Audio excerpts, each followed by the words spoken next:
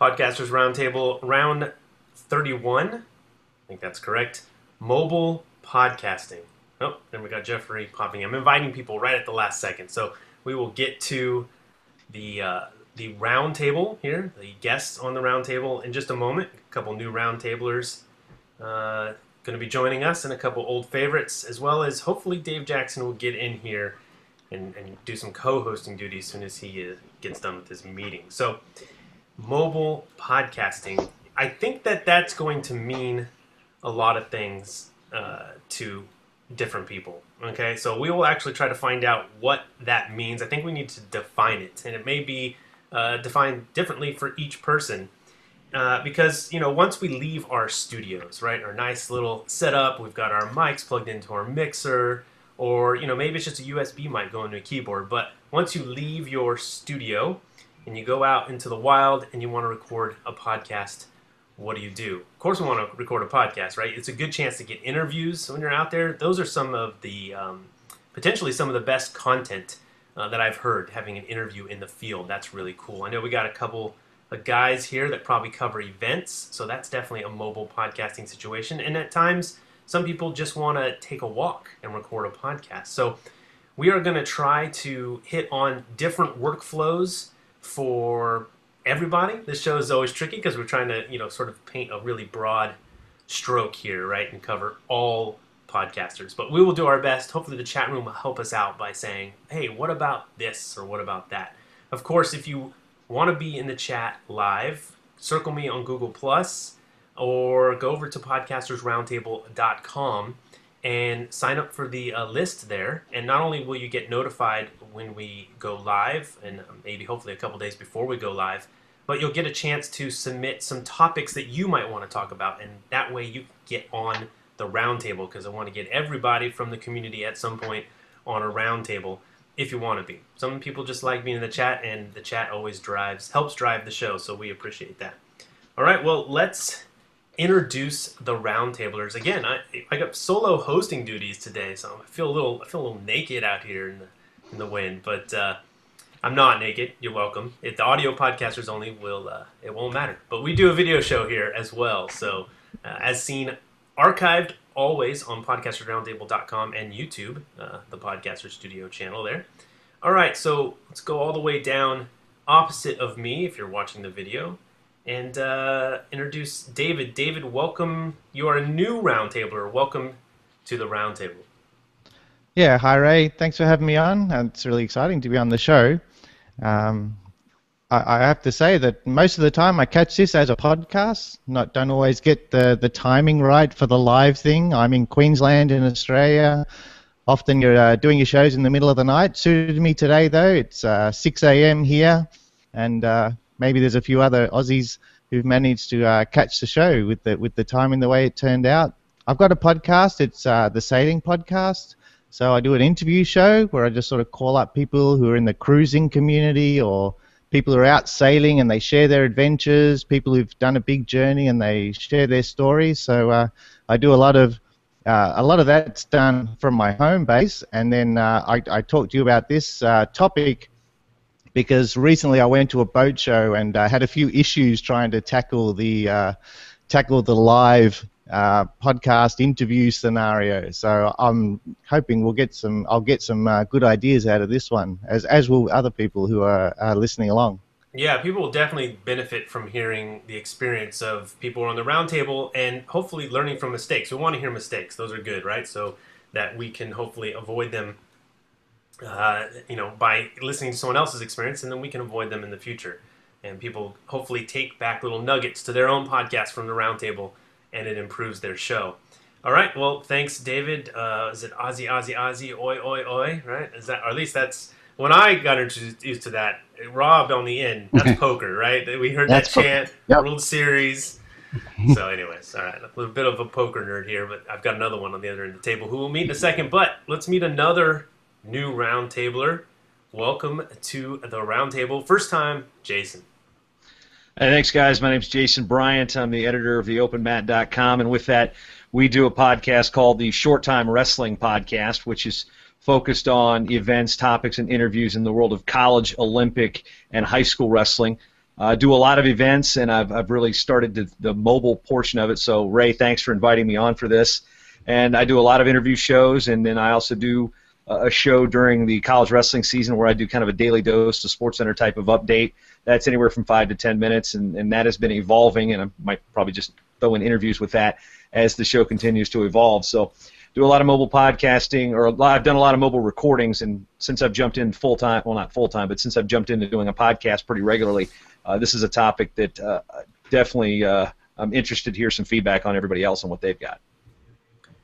Awesome. I'm a little disappointed in the roundtable. It sounds like maybe the microphone is not being picked up. The one I'm holding, my rock and roll style microphone. It sounds like maybe on cam or on board microphone, you guys, right? Is that what that sounds like to you? I'm going to try to rectify that. Rub your pop filter. Yeah. Nope, not that. No, Definitely not that mic. I'm recording locally. The podcast version will have the nice audio, but you guys are getting wonderful. I'll try to scoot up here, right? So if you have to use your onboard camera or your onboard microphone, scoot in, get close. I don't know how bad it sounds. Hopefully it's loud enough. I'll try to speak up, but we'll continue. And I got 2 images of Jeffrey Powers, who was going to join the last second. He may be having an issue or two. I don't know. So we'll move on. That was the voice of Mr. Rob Walch. Welcome back. Not a new roundtabler. Welcome back to the roundtable, Rob. Glad to be back, Ray. Thanks for having me on. And I'm blanking on the poker player that I was referring to, the Aussie. Hashem. Yes. Greg. No, not Greg. No, what was it? Hashem was his last name. Yeah, Hashem. It was Hashem. Oh, man. How fast memory fades. Anyways. David should know that one, right? It should be. Is he a star there? The poker player won the World Series of Poker. Anyways, I'll avoid the poker. All right.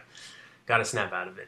Okay, so, I mentioned in the beginning, what does mobile podcasting mean to you? I'll start off by saying I just posted recently on SoundCloud, but it went to my Facebook page and Twitter and all that stuff, that a little demo where I took this microphone, the ATR 2100, and plugged it into my iPhone via a camera connection kit, which is just a little piece that plugs in your iPhone. It's got a USB on the other end. The ATR is USB, and then right into the iPhone using an app called BossJock, and that's it. I mean, a really high-quality microphone, which I think we've established you're not hearing if you're watching the video, but if you're listening to the audio version of this, you are hearing it.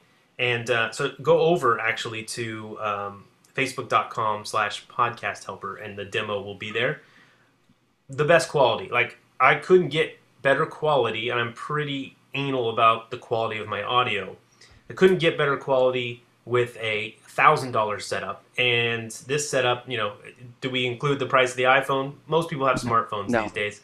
We don't include the price of the iPhone. Although I will say BossJock not available on Android, but that doesn't mean there aren't other recording apps. So the point is, here we go. I'm holding it up in the video. If you're not seeing this, I have an iPhone and basically a typical handheld dynamic microphone, pristine audio quality. I could go out into the world outside my studio and record a podcast. Now, this is going to be a podcast where it's just me. So my regular show, The Podcaster Studio, that's just me. So if I'm in a hotel, conference center, wherever, I can sit down and record my audio.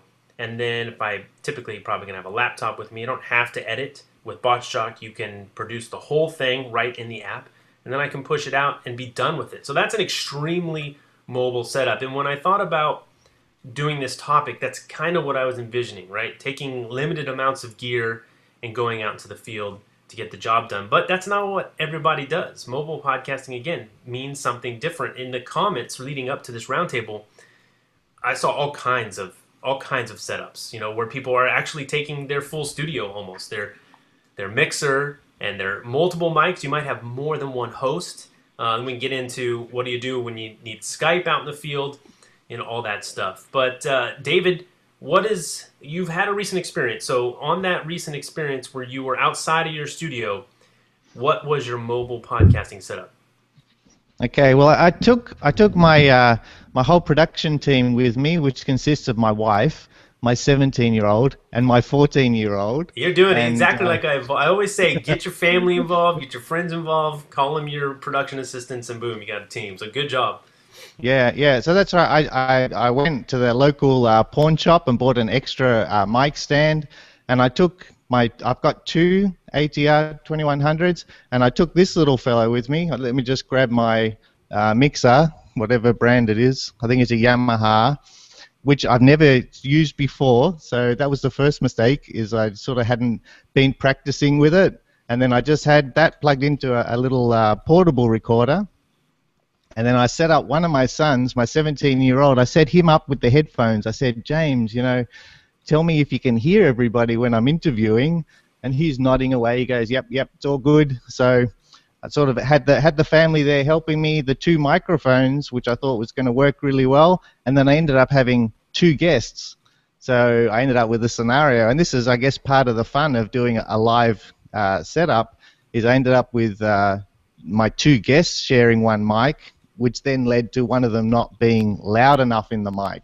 So that was the challenge that came out of that, and that's what made the editing of it, versus when I'm at home and I'm editing and I've recorded it on my computer. It's so easy to go zip through, do a quick edit of that, but it was a real challenge at the end of the day when I had one voice quiet and another voice loud to get a good quality recording. Because at the end of the day, I want to have a good quality recording. I want people sitting in their cars to be able to hear the sound nicely.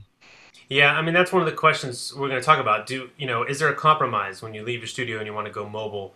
Do you have to compromise? And a lot of people are interested in this round because they've said they've gone out in the field and they've gotten it accomplished, but their audio quality suffered. So hopefully we can alleviate some of that pain. As I mentioned, ATR to mobile phone, crystal clean, right? Yeah, no compromise in quality. So that's one way to do it if you have that specific type of gear. So, and of course, I was recording in a quiet situation. If you're going to be on somewhere like out in public, then hopefully the ambience helps, and a dynamic mic again will help with that to knock down some of that background. But Dave, so it sounds like you had a lot thrown at you, and it sounds like you dragged. Here we go. It's mobile podcast. It's not in your studio, but there you are with a mixer and two microphones. And what do you think, what did you learn from that? What would you do different in terms of the setup? I guess what I learned is it's a trade-off between being live and having the ambience of the scenario, but at the same time I was juggling all the equipment and for a change I was meeting somebody face to face, and I feel like one of the real bad sides of it is I was so busy trying to get my setup right, it was hard to give attention to my guests and really build a rapport before the whole thing started. So I guess, and at the end of the day, I guess the more you do things, the better you get at them. Like that was a first time, and hopefully I can walk away and there's some lessons to learn from it. So I guess the thing I wanted to learn is how to get good sound quality with a really easy setup. Yeah, and I mean, I think that the ambience can definitely be, it can be a good thing. We did a live podcasters roundtable from the conference show floor at New Media Expo, and you can hear the ambient, and it sounds great.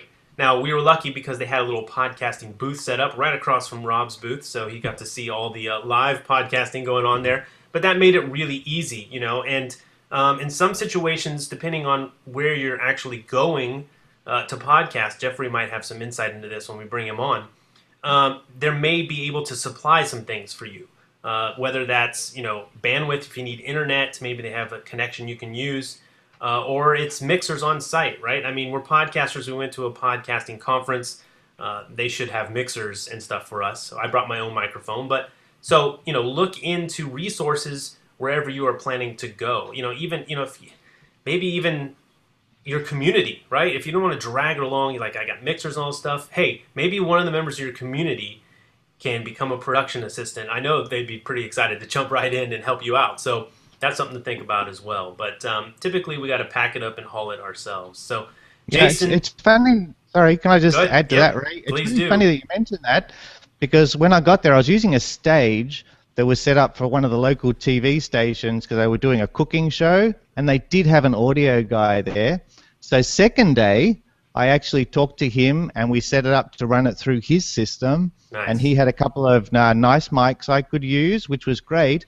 But get this, for the first 5 minutes of the show, only one of the mics was actually working. So my mic was working, my guest's mic wasn't working.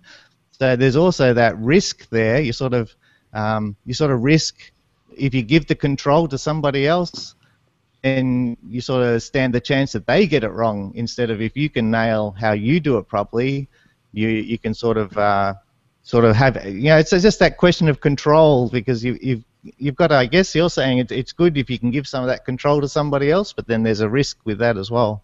Yeah, I mean, it sounds like, as I mentioned before, this issue of compromise, right? And so hopefully we're going to come out of this roundtable with less compromise, more quality. But yeah, I mean, we've got Adam in the chat room, Adam Tinkoff, who's been on the roundtable before, and I mentioned some people like to just take a walk. Well, he does a running podcast, and I think from what I remember, he's pretty much just got an audio recorder.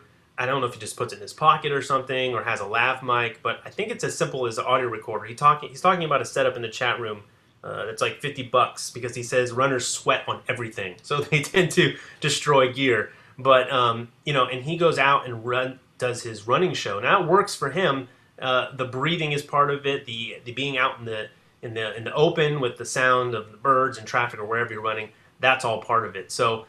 Can it be as simple as that? Yeah, and in that case, the ambient audio works, and maybe even some of the audio issues like heavier breathing and stuff that you face still works, because it works for the people who are listening to his show. It works for his niche, right? A running show. People don't mind hearing him run. That's exactly why they're there.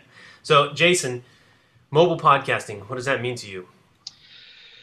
Well, it's kind of like you said, it's kind of an open-ended question. For me, it means being able to produce, grab content, get interviews, and even totally put out a show when I'm not sitting in the confines of my lovely office here in suburban St. Paul, Minnesota. So, incidentally, David, I have the same Yamaha mixer that I use for my home setup. I kind of do it on the cheap, and hey, if it works, keep it simple. Stupid's my kind of theory on things. But with me, I do a lot of event coverage. So I am covering major wrestling events around not just the country, but around the world. So if I've got the ability to pick up somebody that's big in the sport, or even somebody like a celebrity that might be attending something like I just recently did a podcast with Mike Golick from ESPN Radio, and I had the opportunity to get him. It's easier to get those type of people at an event than it is maybe sometimes trying to set up a call, because with wrestling you've got practice schedules. These guys have families and stuff too, and some of them have jobs. It's a little more difficult to finagle the interview. When you're on site, you can get them. And one of the first ones I did completely mobile. I wasn't here. I just brought my laptop. I had my Roland and my ATR 2100 plugged in with one of these, XLR to 1/8. And actually, I tested it earlier in a day for an event that I wasn't really going to do anything with. I wanted to check my audio levels. So when I found it, I was like, man, that's really low when I played it back through. And then just flipped the switch for the mic gain on the back of the Roland, and then the following interviews were good. And since then, I've done 2 full shows with interviews that have been completely done off-site, not through Skype, not through Google Hangouts. So to answer the question, mobile podcasting is, to me, being able to collect content, whether I'm going to produce it there or not. And if I have to produce it, I did one show. If you go to audio.theopenmat.com/64, that entire show was 2 interviews that I did from Madison, Wisconsin. Just plugged it in, did a short intro through the USB on my ATR 2100, and had my bed music already lined up in a template and fired it out there. So I didn't need my boom arm here. I didn't need my lighting. I didn't need all these extra connections. So did you say with the Golick interview? I thought you had ATR going into the Roland, right? Yes, I did. So I know it doesn't interface via XLR, so what did you use, XLR to 1/8 inch cable? You might have showed me that already, right? Yeah, right here, the XLR to the 1/8, right into the top of the Roland. With Not noisy? Not noisy? No, actually, we found, and it was in a noisy banquet hall, so I had about 10 to 15 minutes that I was going to get with him.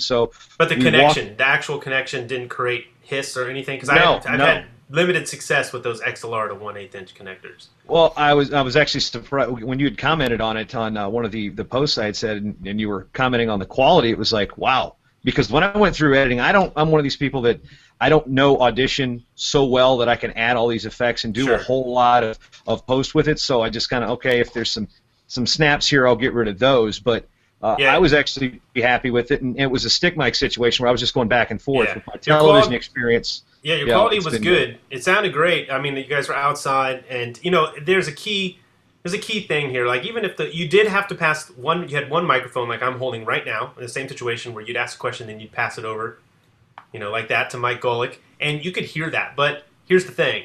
It was Mike Golick, right? I mean, like, this is a big get in terms, especially for your show. But that he's on ESPN every morning, right? So, sometimes it comes down to just get the interview, right? Do what it takes. We talk about using Skype all the time, and it's like the last resort is calling a Skype phone number. But it doesn't matter if that's the way you get the interview, right?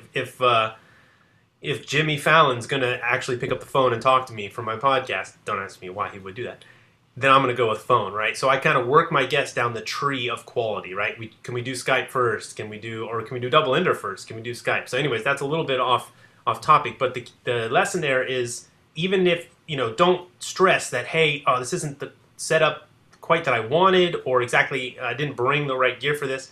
Get the interview, and you got the interview. So, and it did sound good. Only if you had headphones on would you know you were passing the microphone back and forth, but the quality was good, so I'm glad to hear that. Let me bring in, I see, Mr. Dave Jackson. He may have to unmute himself. Oh, I muted him again, so let me unmute. Oh, we're playing mute tag. Go ahead, Dave, unmute yourself. There we go.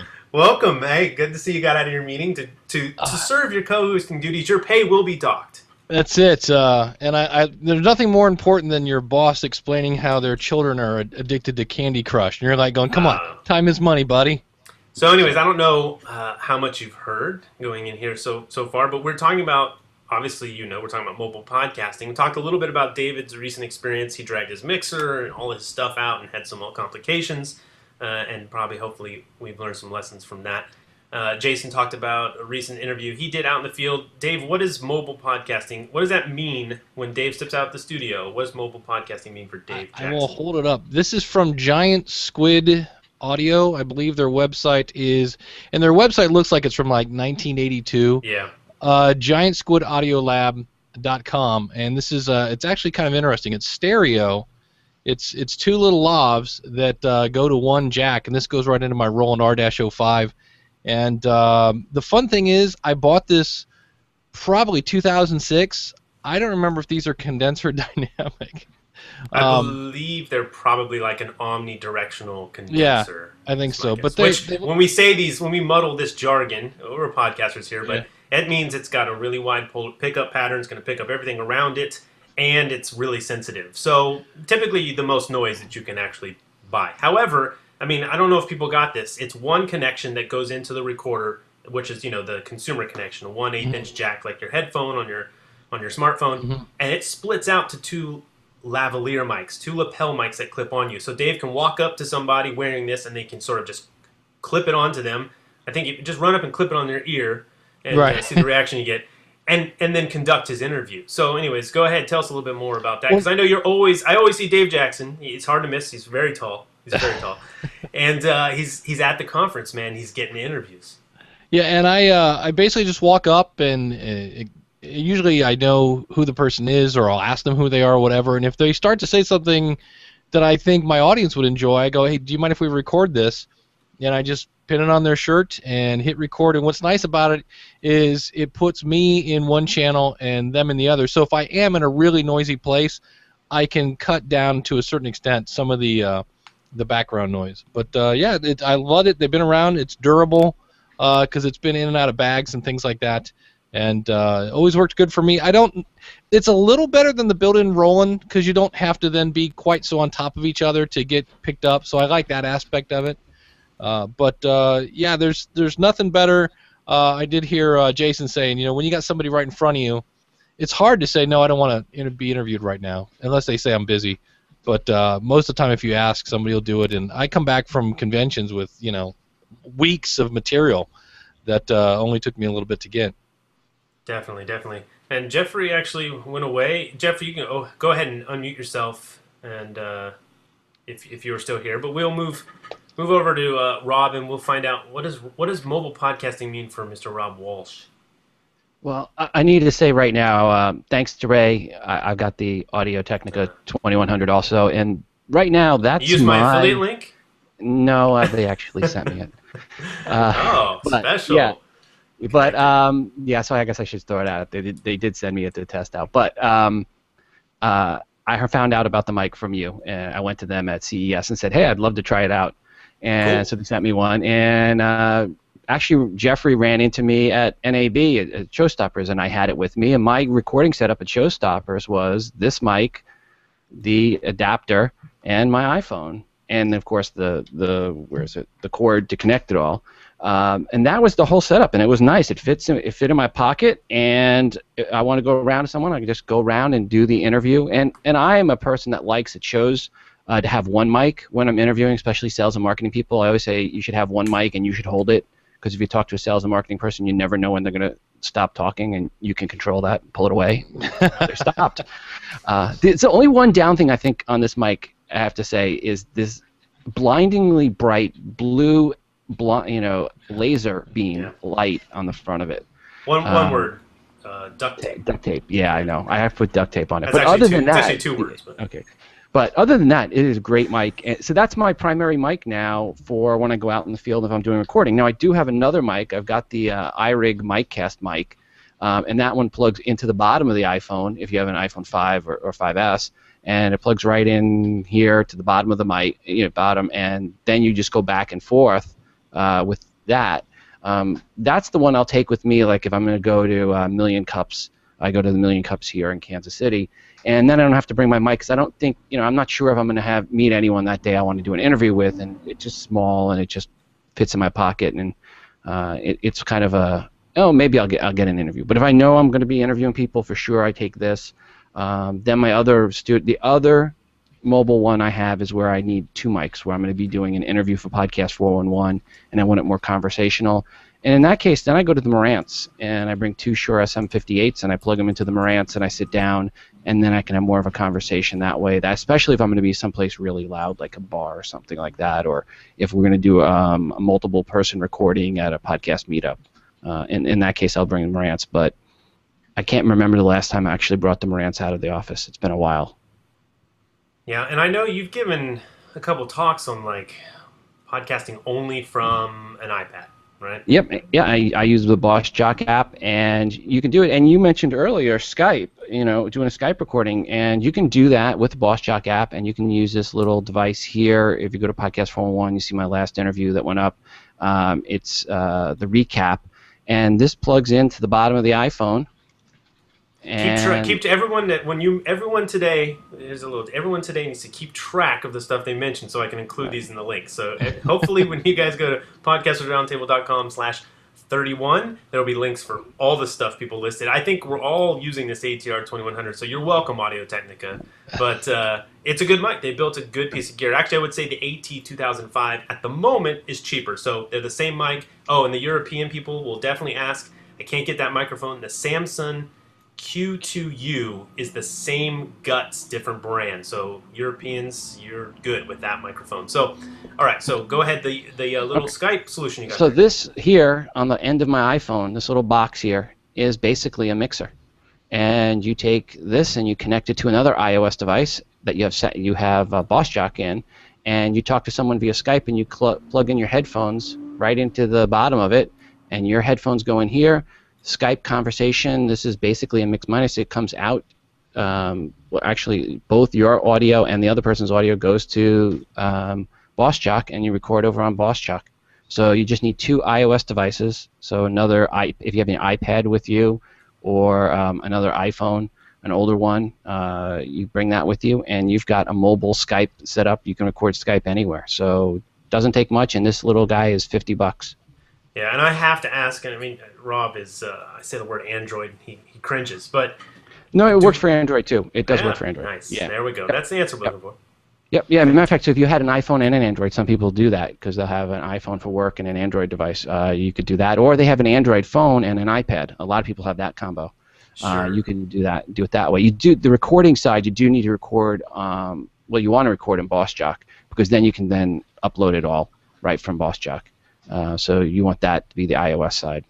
Yeah, and I've seen even Dave over there at Boss Jock, the developer. He has a video on his website where he has sort of this, I think he calls it the sun of Frankenskype. Frankenskype or whatever, which I think is originally the Frankenskype thing was a Leo thing, right? Where he had to hack together all these different ways to bring in Skype callers. But he's got BossJog running, doing basically he's using FaceTime to bring in his caller, right? Which is kind of his Skype. You could use Skype on your mobile device, and the person on Skype only needs to hear your voice. You could use the internal mic here and just output the output into like any little device that has two inputs, like a little I don't know if I want to call it a mixer, but any kind of little audio interface that would let you plug in your microphone and the output of the iPhone. So yeah, that for $50, you're probably better off just getting that little piece there. And I know that's sort of a new addition, so that's cool. But there is other gear to sort of make the Skype in a mobile situation happen. And we're talking like really mobile, right? Compact, not dragging your mixer and your laptop and all that stuff with you. Jeffrey, go ahead, Dave. Well, since we're talking Skype, I was amazed. I did an interview with Scott Johnson. It's going to be on my next episode. And he had a thunderstorm rolling through, so he had to turn off his computer. And so I was calling him from my computer via Skype to his phone via Skype. And I was amazed. I expected him to sound like he was on a phone because, well, he was on a phone, but he was on a phone using Skype, and he kept his Wi-Fi up. So it was Skype via Wi-Fi on his phone, and I kept saying, "Are you sure you're on your phone?" He's like, "Yeah," and I was really amazed at the sound you could pull off. So if you have somebody who doesn't understand Skype on their computer, you might try getting them, if they have a smartphone, to use Skype on their phone, and then Skype to Skype that way. That way you don't have to worry about them, how do I plug a microphone into my computer? Just connect to them via Skype on their phone. And I was amazed at the sound quality of that. And and Ray is playing with his microphone here. I've run out of things to say. Anybody else? The main thing you want to do is keep people from using a phone line. Because once they get on the phone line, that's when you hit the 4 kilohertz bandwidth limit, and that's where it kills your audio. So no matter how good your microphone is, if once you hit the phone line, you're in the tin can. Yeah, it's just by nature. It's designed to cut out the bottom end and the top end.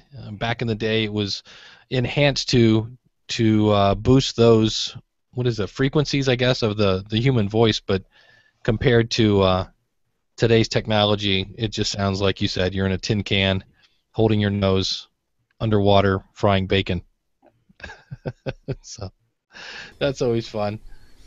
I wanted to throw the total test at Dave there. Hey, Dave, come on, man, you're a fantastic host. So I'm going to throw you into the deep end of the pool there. I actually sent a text message to Dave saying, "Hey, cover this." People and I appreciate it because we got podcasters in the chat room. They're like, "Why does Ray's mic sound like it's his on-board camera mic or whatever? It's coming from my computer." It may still be. I don't know if I fixed that, but anyways. No, it's good.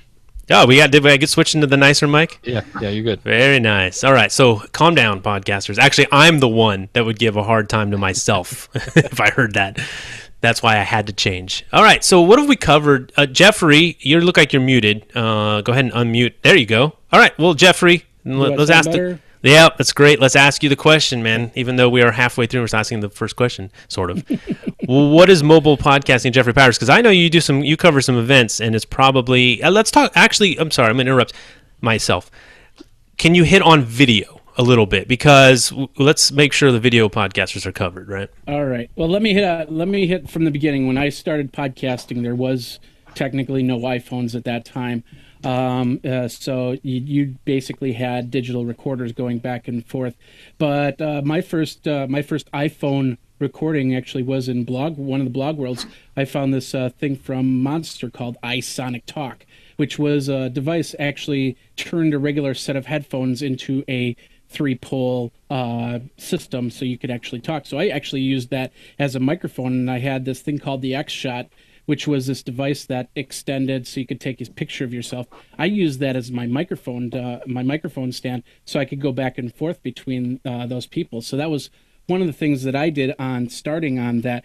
And then, of course, started with the Blue Snowball microphone, doing the podcasting and stuff like that. Going into video, it gets complicated, but yet it gets simple as itself, because you've got this camera. And this camera is sitting 4 to 5 feet away from you. So anything that's wired becomes almost impossible to do. So that's the first thing that I ended up getting is a Sony wireless system. Now this is the wireless lav V6. It comes with the lav. It comes with a handheld microphone, and then of course the receiver, which you connect up to the camera. This is a $700 product, so this is not cheap. Just to begin with, but it helps with the sound. It's wire free, so you don't have, it's because people will pass by you no problem, and then all of a sudden they're tripping over your cords or they're running in your camera or something like that, and you just don't want that. So going wireless was one of the things that I wanted to strive for. I also do a lot of video when it comes to streaming. I'll stream an event and stuff like that. So taking a regular mixing board is, sometimes we do it. I've worked with people like Andy McCaskey, Todd Cochran, and that, and we've brought big mixing boards when we do CES. We brought a regular Mackie board, and we put it, or I'm sorry, Behringer board, I think it was. It's Todd's board, so I can't remember exactly, but full 16 channels, because we're hooking up 4 or 5 microphones at a time to do a live stream. When it comes to keeping compact, I got a couple things here. The first one is from ART. It's called the USB Dual Pre. And the best part about this is you can hook up both microphones. And that's what I was talking about. I think that's the one Dave's actually using in that video. So this is kind of, Jeffrey's showing you right now. And again, all the links for the people who are listening to the audio podcast will be in the show notes, so you can actually see all this gear. Or, of course, you can watch the embed, which will be on Podcasters Roundtable /31 as well. And this allows you to plug in more than one microphone and interface. You could interface with a mobile device with that, a tablet, right? It does both. It has a USB plus line outs. It's okay, but the biggest problem is it's always left right. That you can't mix them together for one audio. So I ended up switching to this one, and I know you have this one as well, Ray. It's the Tascam 60D, which is a great device. It's the 4 channels. And, DR60D. I'm going to interrupt here because I discovered something last night. We're talking about this Skype. Have you ever seen an audio recorder that can do a mix minus? Not really. Guess what, Jeffrey? That thing, you can hack it so that can do it. Yes, because you can select basically the output of which input is actually being outputted. So you can output just your own microphone back to Skype. So anyways, that thing, besides having crystal clean preamps, I love it. It powers the toughest mics, like the Heil and even this ATR. Both need lots of gain, but this thing gives it to you. I'm recording on it right now. The audio version you hear of this show is recorded on that. And look how compact that is. I mean, hold that up. Compared to your hand, it's the size, basically, of your hand, if you have big, meaty man hands like most of us. And that's extremely compact. Now, that other thing you showed, the USB Pre, also very compact, kind of like a little mixer, allowing you to put in more than one microphone. So, anyways, I'll let you finish up on that, and then we want to move into some topics. I got 2 quick things since I'm zoomed in. When it comes to iPhone and Android, there's 2 devices here. This is the first one. It's you can get this on Amazon. It's basically a 3-pull. It's got XLR and a headphone jack right there. So you can't use anything phantom powered on this microphone. So some microphones work, some microphones can't. That works really well. Positive Grid for musicians.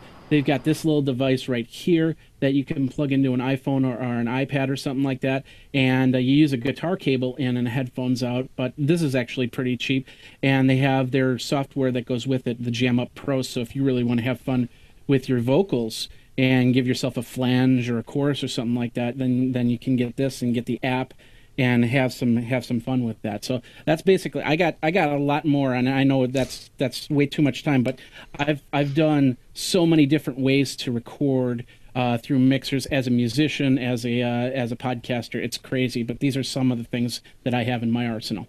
Yeah, we know Jeffrey's got all the gear, right? If I think if it comes out, it makes its way through Jeffrey's studio and then back out the other side. So definitely check out his website for all of to keep up with basically all of this gear. And I know we're talking French probably to a few people, and if you're actually French, it's not French, but we're using a lot of jargon, we're throwing a lot of gear at you, but just ask us questions afterwards, and we'll clear up any of that.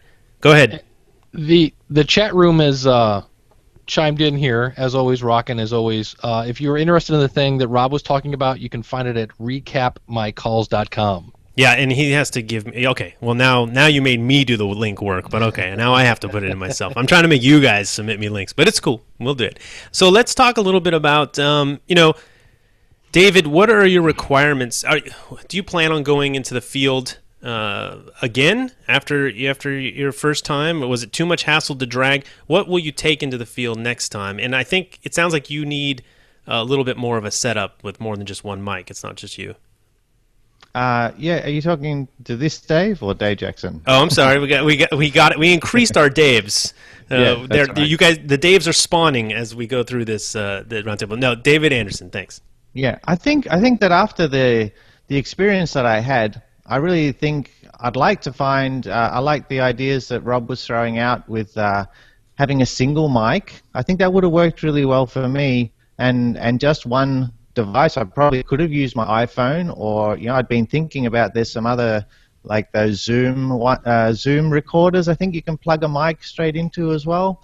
And the reason for that, and this was just from my experience, is I found that when I was live, I kept sort of interrupting the conversation, not intentionally, but because I was face to face with somebody, I kept saying, "Oh yes, oh really, oh okay, oh that's interesting." And so I found that was quite detracted when I was trying to get the sound right between the two different mics, and I was mixing them and everything when I got home. But I like Rob's idea that if I had just a single mic, it would have been really clear who's talking at the time, and then I could have passed it from one guest to another guest and let them sort of complete their sentences, and without me sort of interfering as well. So I think I really need to look for the lowest efficient setup, and also to look for ways to get rid of my distracting what the people are saying at the same time. Yeah, and that's just experience. So you're kind of forcing discipline on yourself in that manner, and that's what Jason. That's the setup you had with Golic, right? You had to pass the mic back and forth, so it probably made you a little more patient, right? Well, in Golic's case, he's having a seasoned broadcaster do it. He kind of understood where the natural hold on. going to be. Hold on, are you guys getting that crazy breakup? Yeah. To unplug, that sounds like the old siloning problem that the headsets, the Plantronics headset used to have. I'm going to assume it's coming from Jason because you spoke. Unplug, is it USB you're going in? Yeah, I'm going in USB. Unplug and replug it in, and then we'll try that again, see if that fixes it. Rob Walch. Make sure we don't have multiple Robs here. When's your next mobile podcasting? When are you going to be out there in the field doing something mobile? Again, I go to some of these Million Cups, so it could be. What is that? Million Cups? A Million Cups is a Kaufman Foundation, and every Wednesday morning they meet 9 o'clock, 9 to 10, and they have people pitch startup ideas. Okay. And every now and then one of them will be related to media or whatever, and I might do a recording. The other thing is I'll be going to New York in July, beginning of July, and I'll bring my ATR with me, and if I need to get a recording done, or if I have to do some recording, I'll at least have the mic there with me, because I can use that right into the MacBook and record into GarageBand as well. So if I need to do some work on Today in iOS for some reason, or one of my other shows, but I would have to say the next real planned one will probably be Podcast Movement in Texas. Yeah, I think there will be several of us there at the Podcast Movement, and probably doing some recording as well. So if I'm going to pack up any kind of gear for Podcast Movement, for me it would be probably that solution with the ATR direct into my iPhone with BossJock. Now, what issue does that bring up? Power, right? I mean, we can't power our phones all day just from regular use, and then we're going to about there doing an interview. I actually have this little USB charger device that's made by Anchor. I'll put it in the show notes, and it can charge your phone up like 3 times. So that helps you be more mobile. You can fit it in your pocket and recharge your phone, not while you're recording, but after you're recording. So that's really nice. Power options. We've got a couple different things we throw into the mix when we're going mobile. Traveling with all this gear, if it's a lot of gear, right? Going through airports, is that a problem? Does anyone check your gear? Jeffrey, do you ever have to What do you do when you're bringing, a decent amount of gear? You said you're packing right now. So what are you packing up, and how are you traveling with it? Well, next week I'm actually going to be in Detroit for a Ford event, and I'm going to be taking a system. In fact, I just finished it up. I'll show you here really quick. It's my mobile gear with a boom arm.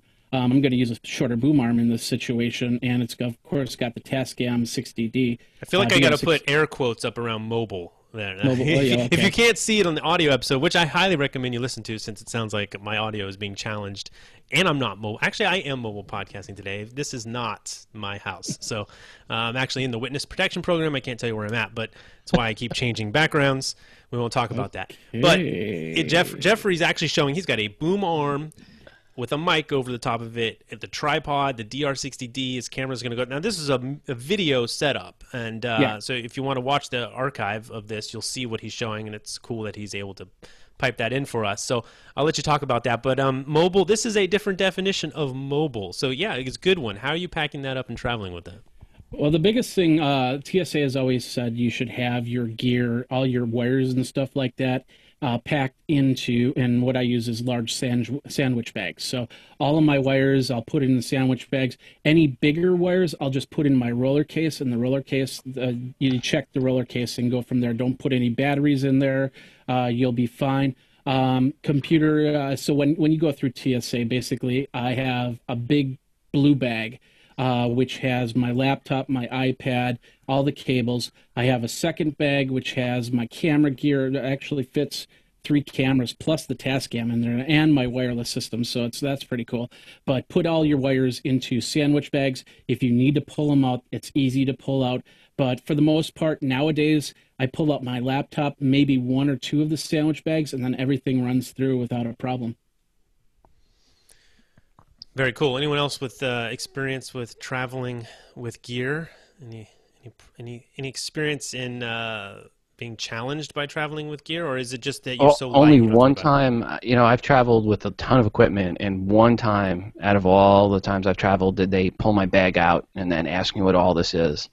But yeah, usually I'm surprised it goes through. I mean, I've traveled with a couple of Shure SM58s, the Marantz, a bunch of other equipment, and just surprised that it doesn't get pulled out more often. Lately, I've been throwing my my 17-inch MacBook Pro that I have for work into my suitcase that is checked because it's heavy and it's 17-inch. It's huge, right? It's not very mobile, and every single time I get the TSA check. So having a laptop in your checked luggage apparently will get your luggage checked because it's never failed over the last few times. You have not seen any of those 2020 specials about the baggage handlers taking stuff out of bags, have you? Yeah, well, it's a work machine, so I'm a little less, But, yeah, that would not be good for me. One more thing to point out, as the TSA level changes, of course, the requirements will change, and there'll be more scrutiny if it's a higher TSA level. Yeah, and I mean, I've traveled with huge backpacks just stuffed full of video gear, and that gets pulled off, and they get the wand and stuff. But I've been able to take all my gear. Jeffrey, real quick, you said batteries no good, right? So on a carry-on, you don't want to put batteries into a carry-on because that goes underneath the plane and could explode during the flight, and then you basically have acid all over your clothes. So you want to make sure that you have if you put devices in your roller bags that are going to get checked, you don't have any they tell you no batteries, no combustibles. You can't put lighters in there. You can't put anything else in there. Just clothes and like a microphone stand or stuff like that. I wouldn't put any electronics in there unless you have a case specifically set up for that, like a Pelican case. Yeah, and Arlie mentioned I think there's a lot of gear being linked in the chat room, which is awesome. So. It would definitely. I'll put the link to the event page where you'll be able to go back through the entire chat if you want, because I think there's so much going on in the chat, including I think the most links ever, with everyone sort of sharing their gear, and that's awesome. I can't name all the gear, but Arlie Carson he talks about a little mixer that is actually battery powered, and it has an aux send, which if you're doing Skype you need. So. I will put that. It's a Behringer Xenix 1022B with battery option, 1 aux send, 1 pre. So that's another cool thing that's out there that lets you sort of eliminate, the cables. I mean, you might not always be able to plug into a wall, right? So, Jason, when you go out and you get the other Mike to be on your podcast, he's not a wrestler, so it might not happen. Although you could probably get him to wrestle. What do you think you're going to be taking out there in the field? You going to do the same setup? First of all, I'll check to see if my audio is working. Am I better this time through? Unplugged it and replugged it in?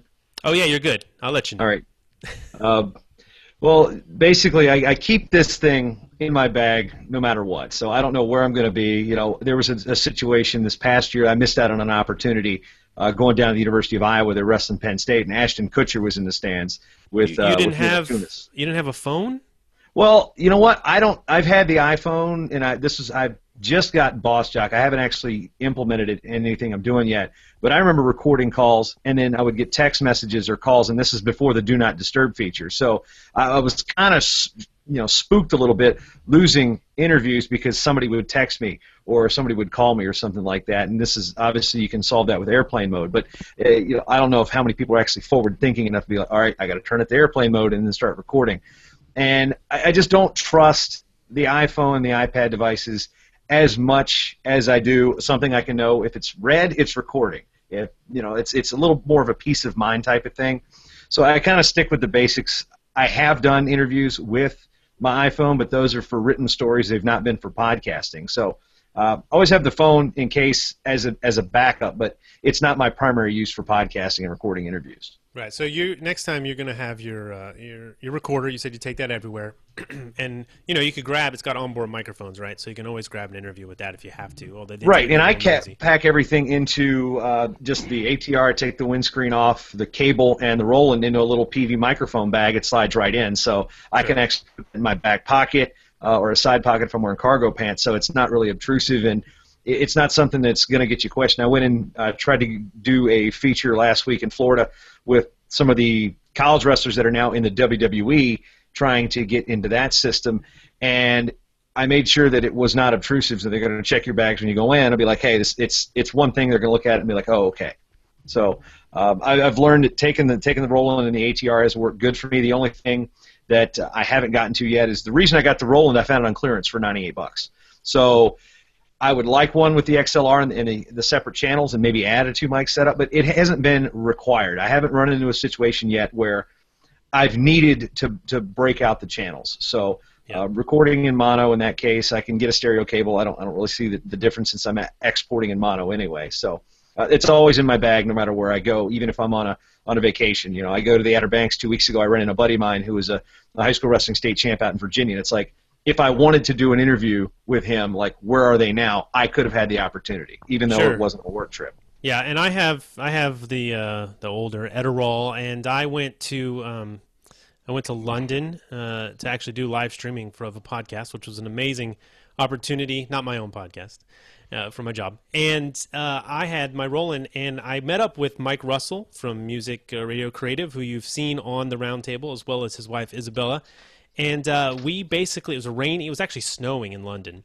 So what better to do than go from pub to pub to pub? And what I did is I just put that down right on the table inside the pub, and we just had conversations. I actually haven't published that yet. I'm planning on publishing it. Facebook.com/podcasthelper. That's where it'll show up. But it worked, pretty loud. We're in a pub. It's picking up a lot. But it was like, it's time to get intimate. We crowded around that thing like it was a campfire, and we had campfire-based type of conversation, and it worked really well, and it was something I could put in my pocket. Fortunately, I think if you are a solo podcaster, meaning you don't have a co-host, maybe you're not doing an interview, but you're on the road, maybe you're away for 3 weeks or something, and your show comes out every week and you don't have a back catalog, maybe it's a timely show, or maybe that's the way you record it. I think these days, pretty easy to get a nice quality. I don't think there's a compromise in that situation. As I said, with the ATR plugged right into a mobile device and a recording app, you're good. I mean, that sounds fantastic, and that's stuff I could literally put that in my back pocket and go. Dave, what will you be bringing to Podcast Movement? I know you'll probably be grabbing interviews there. Dave Jackson. Okay. Come on. Well, it's weird. I was going to bring my typical, and with Rob talking about, I've got one of those little connectors that I could plug the ATR into. The only thing that I dislike about carrying the recorder is I always have my phone anyway. So I have my phone and the recorder. It's just another thing to lug around, and I'm sitting there thinking, that might be the way to go, is to just bring the 2100 and the USB cable and do I call that the Bob Barker. Where you basically point the microphone at people. Can you get one? I would like to see you with one of those. They need to make a USB version of the stick mic, Bob Barker. That would be awesome. That would be awesome. So I'll have to think about that because I'm so used to using the Giant Squid and the Roland RO5, but it would be nice to have one less thing to carry around. But you brought up a good point, which is, of course, power. So I have one of those chargy thingy USB things, and so... it'll be a game day. I'll probably bring both, and then it'll be a game day decision. Yeah, well, that'll help with the battery situation. If you got both, you can switch off. Maybe Maybe do an A/B testing. Which one you like better? Because I think while the Giant Squid is cool, it tends to be the key is always getting the mic close, and with a lav mic, it is close, but it still seems a little noisy and almost distant with those mics. They're pretty thin. They're good, but. And the problem I've run into in some cases, you're in such a hurry to get it pinned on somebody that then if they're moving, then you pick up the whole mic on the shirt noise kind of thing. So there are pros and cons to it. Yeah, it may be good. And there are different microphones. Some microphones can handle the handling noise better. They're actually built to pass back and forth. Some Sennheisers are built like that, but then, of course, you're not on USB. So always juggling your needs, right? So... let's talk a little bit about, BrewPod brought it up. I don't know who that is, what their name is, but BrewPod in the chat asked about suggestions on editing. He says when recording multiple interviews at the event. But let's just talk briefly about, does anyone have any experience on post-production in the field? Would you just bring, yes, could you just bring your laptop? Yeah, because you got a laptop these days. I think... iOS has GarageBand, right? I think, Rob? So you can go iOS has GarageBand is one way. What I like on the iOS side on the iPad is Aria. It's a really nice app. You can copy $100 or something, though? I think it's maybe $49. Okay, that's probably worth it. Yeah, I think it's $49, but it's a really nice editing program. It does a really good job on the editing. As far as if you like a visual editor, you like to be able to see where you want to clip out stuff. And you can copy the audio right out of Boss Jock into Aria, do the editing, and then bring it back into Boss Jock, and then upload it into your Libsyn account and live on your feed and never have to touch your computer. So, that's one of the things I like about Aria. So... cool. Unfortunately, they don't have editing yet in Boss Jock, and I keep bugging Dave and Ed about that. I say, guys, come on, just give me something. Just clip off the front, clip off the back. That would make my life even happier. If we could just do that, that would be nice. So hopefully, eventually, they'll have that available. There should be some new toys coming out with Boss Jock, I would imagine, shortly, especially with iOS 8. There's some new capabilities in iOS 8 that should really open up what you can do with Boss Jock. Yeah, and there may be another way to trim on your iPhone. I'm not sure, but certainly even maybe you could upload. There's probably online editing services. There's got to be editing in the cloud at this point. I think there was an old one. Auphonic. Still around. Auphonic, but you can't. Can you edit with Auphonic? I believe you can. I'm not 100% sure. Yeah, there's probably something, and I'll try to link to it in the show notes. But editing in the field, these days, in the days of laptops, it's pretty easy. You can have Audition on your laptop and go. I don't know if anyone else has anything that's more elegant, or I wouldn't call it. That is the elegant solution, I would say. But anyone do you have anything for quick edits, Jeffrey? Do you have to ever edit in the field? I know if you're doing video, you could throw it to YouTube, and YouTube actually has an editor, but that's video. They do have an editor. It's not that great. Yeah, when I was in New York in May for TechCrunch Disrupt, and I was doing one-on-one interviews, and I was taking the video back to the laptop and putting it in. I had my PC laptop, so I was using Vegas Pro. Music Studio for a PC is like $50-$60. You got to buy the platinum version for a good one, but yeah, that works on a PC. On the Mac side, you have Audacity is a big one for recording audio. You have Adobe Audition, and yeah, there are several different cloud-based programs. I don't have anything offhand. I know I did interview somebody at NAB that if I remember the name, I said the name, you go, oh yeah, those guys. And they were just bought out. They do video editing in the cloud. And then, of course, GarageBand, iPad GarageBand, and iMovie both do great jobs of editing on site if you need to. Yeah, and Adam in the chat room, he says for mobile recording, he prefers his phone to be his phone and his digital audio recorder to do the recording.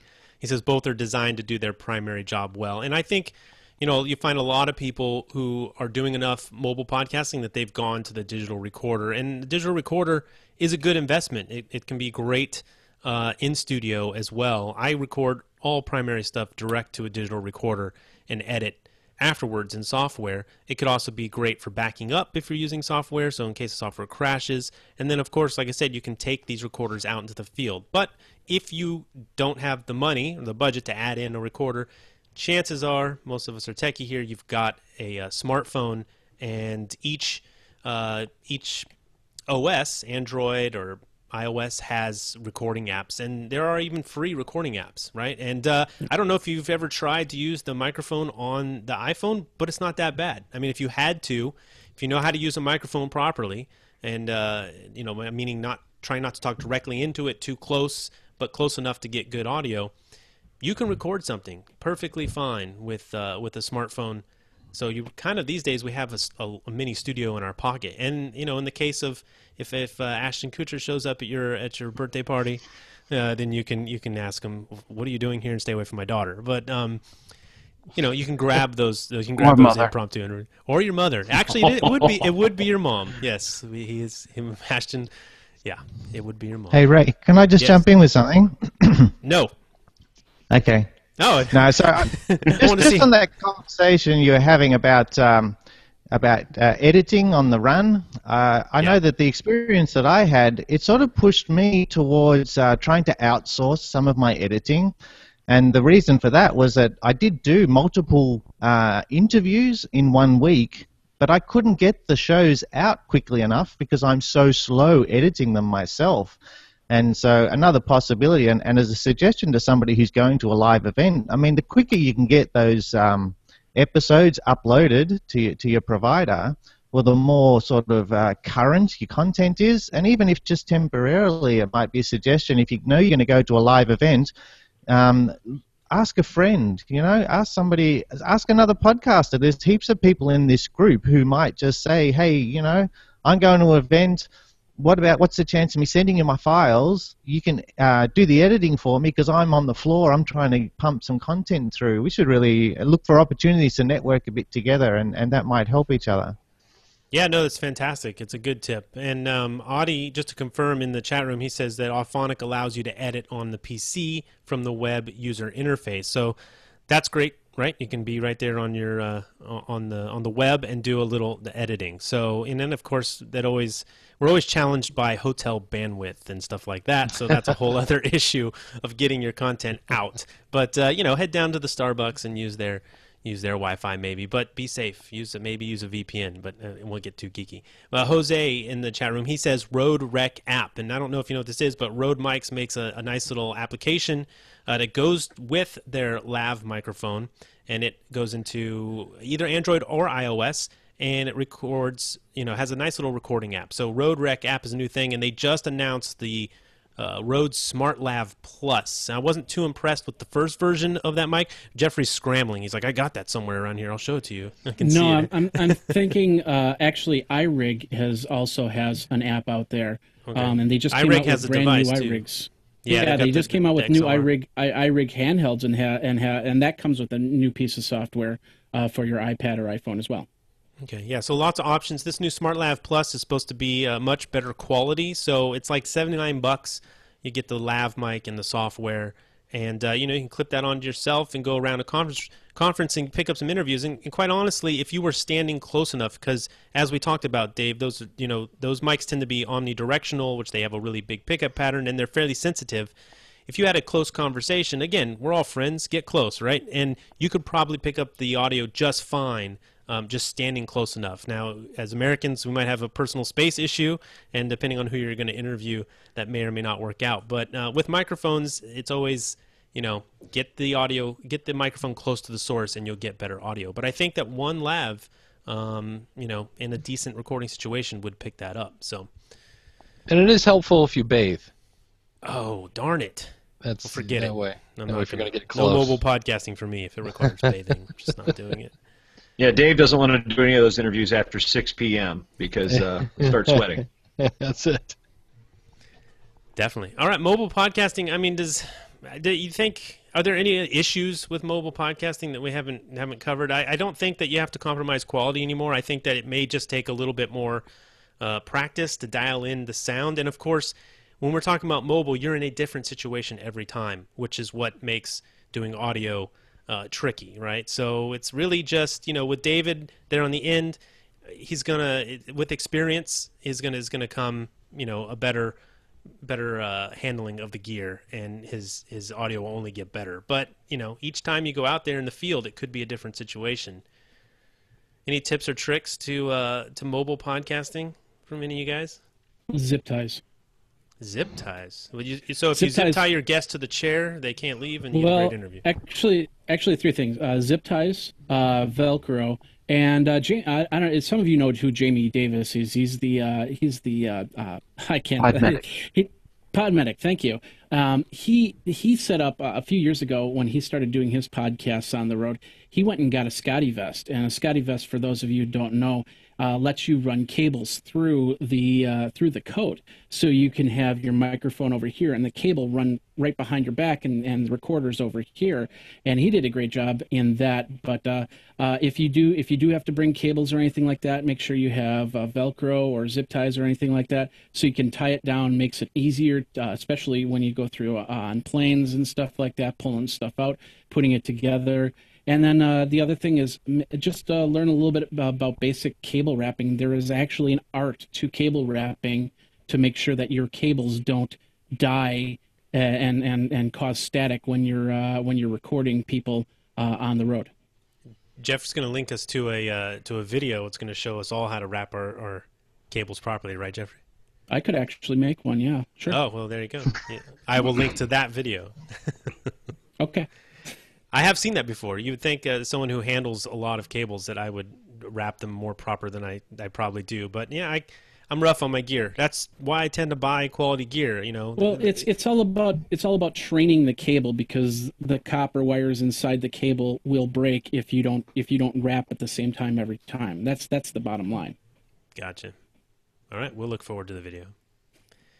David Jackson, I have to be clear here. What do you got? I would echo what Jeff said. I've accidentally almost hung myself with my giant squid audio, because they give you like 7 feet of cable, and it is kind of a hassle.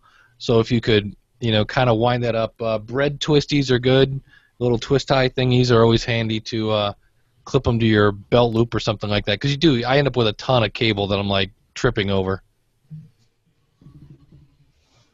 Tips, mobile podcasting tips. Anyone? We got anything left? David Anderson, from your experience there. But the thing I'd say, Ray, is that don't avoid doing it just because of the challenges that are involved. Like I think it's good to push yourself, try something that's different that you haven't done before, and that'll add value for the audience as well. So, I hope that people think, I'm not going to mobile podcast because it sounds like it's really hard. It is. Take up the challenge because your audience will appreciate it. It just does add that different element, and people can tell when it's live. The content's different. It'll just prick their ears up again, and they'll go, oh, this is something interesting. Yeah, I'm going to pay attention to this one.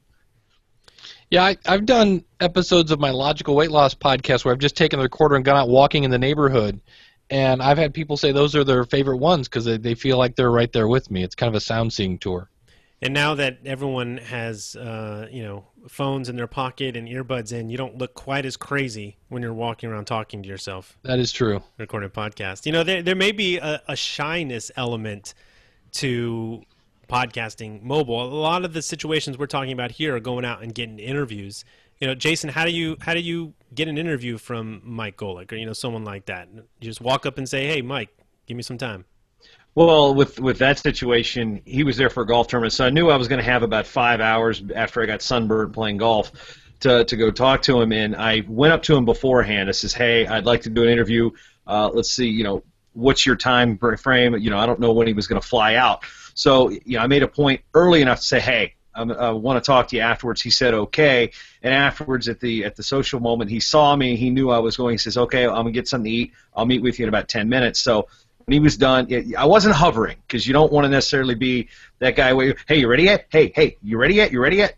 Just respect their space. If it's somebody that's got a little bit of celebrity to them, or somebody that gets kind of mobbed a lot, you just give them their space, and they 90% of the time they'll say, "Hey, yeah, let's do it." So, and then don't be afraid to say, "Hey, let's walk this way." Don't be afraid to leave the social scene. Don't be afraid to walk out into a hallway, or in our case, we walked through a back door to a shot of the golf course. It was outside, but that's one thing is if you're gonna go out there and ask for the interview, if you're uncomfortable with giving interviews, at least make sure that your audio quality is going to sound good, because if I'd have sat down with him and you would have heard plates clanging, you would have heard glasses, you'd heard people laughing and boisterous laughter in the background, and it was probably giving you a little bit of the experience, but it would have probably taken away the fact that this was kind of a one-on-one type of thing. So don't be afraid to say, "Hey, can we walk over here someplace a little quieter?"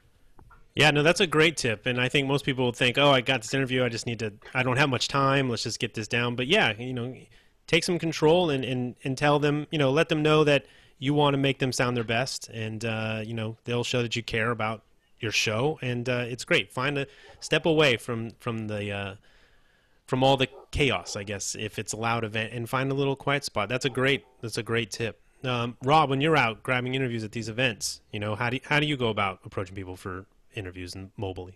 If you're going to go out to an event and you're going to be doing recordings, that's not where you want to be just taking your iPhone with you and going up to people going with your iPhone, because you're just going to seem a little less professional. That's where you want to have a microphone, and just this, even if it's connected to your iPhone, looks a lot more professional, and going back with a real mic. And they're going to take you a little bit more seriously when you go up to them and say, "Hey, I'd like to talk with you and interview you for my show." When you say, "I want to interview you for my show," and all you pull out is your iPhone with no microphone even attached to it, they're going to not look at you as seriously. So be prepared ahead of time, and look more professional. And if you can even get a mic flag, get a mic flag for it. Bring a mic flag. That takes you that one step beyond. Like, "Oh, wow, this guy got a mic flag." Yeah, it's a good tip. I mean, having that professional look just adds something, gives you cred, it makes people question you less. You'd probably be amazed what you can get into with a mic flag. Walk up to an event with a mic flag and say, "Hey, I'm here to do my interviews." They just let you in free right on the conference floor. I don't know, try that. But, Jeffrey probably knows that, there's a big difference when you come up to film maybe a sponsor, or not a sponsor, but like someone who's demoing gear on the floor at CES or something. You got your iPhone, and the guy who next to you walks up and he's got lights on his camera. Just throw lights on your camera. People will immediately give you this credibility, like you're someone professional. Sometimes it's just the people who, they say on the golf course, if you can't play golf, at least look good doing so, right? So sometimes it is about how you look. That first impression can be critical, and it might be the difference between getting an interview, having someone who, you might admire, give you a little bit more weight and go ahead and conduct that interview with you. That's Ray. Oh, sorry, Jeff, go ahead. That's okay. Really quick story. My first CES, I had these little flip cams. That was my basic thing, but I had a flip cam with one of the wireless packs on it and a light on it, and this was before you could go up on Amazon and find almost anything there. But I had this little ZI-8 set up with a wireless microphone and a light and this and that, and I was running around. I think it was Showstoppers, which is one of the after events to CES, and there was John C. Dvorak, and he was walking down the hall, and I just watched him as he just fixated his eyes on that little rig right there and going, "What the heck is that?" And it's crazy. And what was really interesting is this last year when we went to CES was the fact I saw somebody with that exact same rig that I had so many years ago, and I just smiled and went, "Yeah, I did that. That's me." Jason. Yeah, this is one thing, and this tip kind of goes along with what type of podcast you are. Obviously, I see Brewpod in the chat room, and in this situation where it's probably about beer, I kind of have this role where if I have a drink, I'm off the record, being a journalist. So if you're at a convention or something, you want to get those interviews, make sure you've not had anything to drink or you're not smelling like a pub. I mean, if you're a pubcast, by all means, do that. But I found that it gives you a little bit more credibility with the subject if you're going up to them at a social where everybody's had 5 or 6 drinks or something, and he's like, hey, you want to do an interview? It might get some rawness to it. You might get a comment that you're probably going to end up seeing on Deadspin or something. But I think doing things in a professional manner when you're going the professional interview route is be sober, be aware of it, and then if you want to kick back and shoot the breeze with a couple beers with this guy afterwards, well, that's not work time.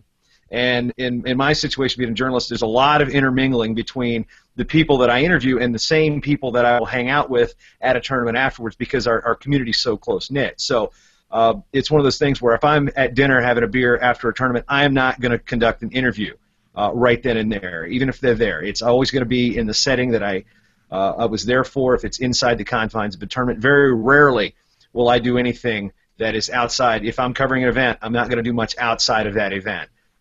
Social time is their time, that type of thing. Yeah, and Joseph Polk says in the chat room, don't be afraid to apply for media credentials. I think we're seeing podcasters get access to things a lot more these days, and hopefully being taken more seriously. And these events are realizing that when we show up with our gear, it's about the content. And these days, everything's going mobile, right? Our mobile phones are doing everything. So I don't think you have to compromise quality, so you can get some really great content. And these events are starting to realize, hey, these people want to cover it, and they'll let you in, right? I'll put it this way: I've gotten press credentials for Podcast 411 at NAB. So, man, you're talking the National Association of Broadcasters gives me press credentials for Podcast 411. So, I mean, that you can get it at any event if your podcast covers that medium. Yeah. So don't be afraid to go ahead, Rob. Jeffrey. You basically have to have here's what you need for credentials, because I've gotten in an NAB, I've gotten into South by Southwest, CES. I don't think I've paid for a conference that I've gone to as long as I brought my camera and microphone and talked about it. So basically what you have to do is you have to have at least 2 or 3 posts in that area genre that you're going to that conference for as credentials. And some of them, like NAB, they're going to sit there and go, "Hey, we want to see your posts. We want to know what you did. We just want to make sure you didn't goof off during this whole thing." But if you've got all that straightened out, you should be able to get into any conference without a problem with your Utilikilt. Yep. All right. Well, we've kind of veered off into another roundtable with getting interviews and press passes and everything. But we're not afraid to veer off the path here. But we'll bring it back to center. This has been a good round. Hopefully, we certainly haven't covered all the ways that you can be out there mobile podcasting. As you heard, some people, David, he had his mixer out there and multiple mics, and we've got people with just an app on an iPhone. There's a lot of ways to do it. Definitely can ask anyone on the roundtable questions about the setup they talked about. And, of course, the show notes at podcastersroundtable.com/31 will have as much of the gear as I can remember. I'll have to go back and listen to this again.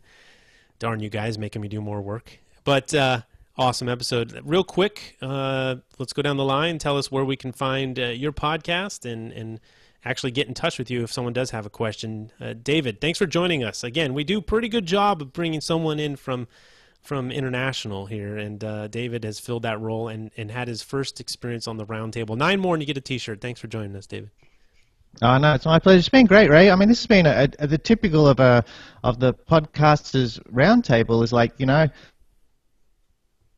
I've been able to listen to Rob, I'm watching Jeff thinking, one day when I grow up, I want to be like Jeff, and I can then do video and set up properly like that.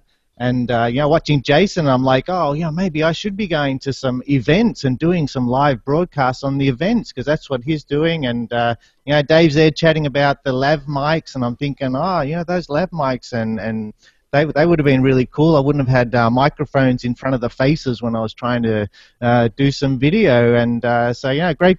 thanks for having me on. Thanks for having the show. And I know it must take effort because I know my show takes effort to put together every time I do it. So thanks for having me, and thanks for having the Roundtable.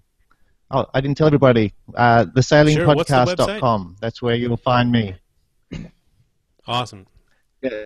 Fantastic. Yeah, well, no, thanks for joining us for the first one. This may be the most expensive roundtable ever because I think we got people in the I think the chat is half of it's bailed out to go to Amazon and buy some gear. So we apologize for reaching into your pocketbooks, but hopefully it'll improve your podcast, and don't yell at us when it sounds like garbage. You need an Amazon link on the website, buddy. That's what someone said that in there. Like, put an Amazon on Podcasters Roundtable. Hey, so go to podcasterstudio.com and click the Amazon box. Thank you very much. David Jackson, thanks for joining us and help me co-host this thing. Yes, I was. I'm glad I could join late. And the other great thing about this episode is in the process of digging through all the cables, because I've also used the XLR to quarter-inch. Look what I found. My original iPod. 80 gig. Ooh, look, kids, it's history in the making. So find me at schoolofpodcasting.com. Ray, thanks as always for coming on.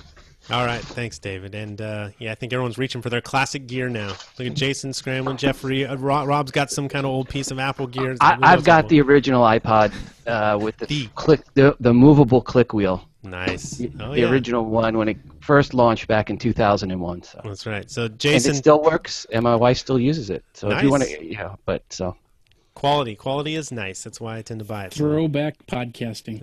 Yes, that's right. That's it. That'll be the next episode. Jason, Bryant, first roundtable experience. Hope you had fun. Thanks for joining us. I appreciate it, guys, and it's kind of weird. This is a back-to-back day of David Jackson. So, we did a podcast review show last night. So, and you're digging out old gear. My original digital recorder here, the Olympus VN120, no USB output. No, it was just straight. If I had to do anything with this, I had to go out of the ear and record it into, I don't even know what I was, maybe sound recorder when I was still on a PC. So this thing's got some usage on it. I think I got an interview from like 1999 on here. Nice. I've created a monster. What's the website? Yeah. The website is audio.theopenmat.com. It's called the Short Time Wrestling Podcast, focusing on Olympic, high school, and collegiate level wrestling.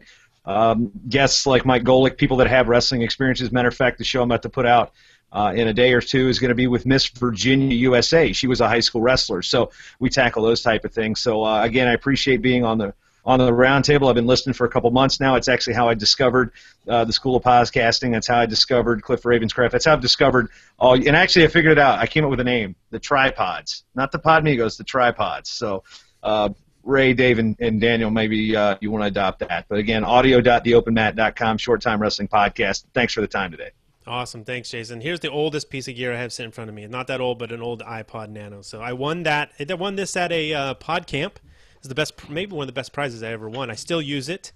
Get on a plane. This thing does a good job. And it actually has a video camera in it, but you don't want to use it. But anyways, oldest piece of gear. There's the original iPod. All right. Jeffrey Powers, thanks for joining in and sharing your experience with all your mobile gear, especially video. So we don't want to exclude the video podcasters. For me, it's very important. He's got video on his face. Yeah, and you guys are all showing your past gear, and I could have went out and got my HTC 8125, which was way before the iPhone, and I was doing recordings off of that. But I'm going to show you the future of podcasting. And even though the microphone's not that great when it comes to interviewing, I could walk around the block and do a show simply as that. So you can find me over at Geekazine, Think Magazine, Put in a Geek. I'm also a podcast coach over at How to Record Podcasts. And you can find my help out over at helpouts.google.com if you want to schedule some time. Cool. All right. Thanks again. And Rob, I don't know how many roundtables this is for you. I need to be careful because you might be near a T-shirt. It's almost time for a T-shirt. I was wearing my Libsyn T-shirt earlier today. I'm just a shill. I've got the old classic Libsyn T-shirt here. Oh, all right. So you can see this one here. Libsyn 3? It's not Libsyn 4? Sure, and there's a little Libsyn logo right there. Yeah. Where can I buy one of those? I got to get my hands on one of those. Those are classics. You can't buy them anymore. I know. I'll just steal it from you. Here you go. Here's a little the original iPod Shuffle. Nice. So, nice. But yeah. Sorry for all the Apple stuff, people. It's just you know. There's a reason they have that much money, I guess. Well, remember, podcasters, Apple is your friend. Google, not so much. Oh, that's for another roundtable. All right, Rob, where can we find your stuff? I think I just put the links in. I actually put a link in the shows here to my PDF from NMX 2014, which is all about how to podcast from an iOS device. So it's 100% podcasting on iOS device, no computer needed anywhere. And then you can find me at todayios.com, podcast411.com, and you can email me, rob@libsyn.com, of course. And all that stuff is there for you, Ray, to grab out of the chat board. More work. I appreciate it. I'm putting it for you there. I know. I'm giving you a hard time.